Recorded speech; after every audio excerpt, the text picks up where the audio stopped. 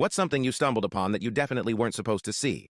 It was the summer before college, and I just started working part-time at a small diner in town. My coworker Jake and I quickly became friends. We'd always joke around and hang out after our shifts. One Friday night, he invited me over to watch a movie, saying his mom would let me in if he wasn't back yet. I finished my shift first, grabbed some snacks, and drove over. When I got to his house, the lights were on, and I could hear muffled voices through the door. I knocked, but nobody answered. Thinking maybe they didn't hear me, I decided to peek through the living room window. What I saw stopped me cold. Jake's mom, who always seemed so put together, was dancing in her pajamas to 80s pop music, holding a hairbrush like a microphone. But that wasn't the weird part. She wasn't alone. Beside her was a man in a full clown costume, complete with the wig and red nose. They were singing a horribly off-key duet of Don't Stop Believin'. I thought, okay, this is definitely not what I expected. I didn't want to interrupt, so I backed away and waited by my car, trying not to laugh. When Jake showed up a few minutes later, I told him his mom was busy and suggested we just come back later. He gave me a weird look and asked what I meant. I hesitated, then said, she's dancing with a clown in the living room. Jake blinked at me for a second, then burst out laughing.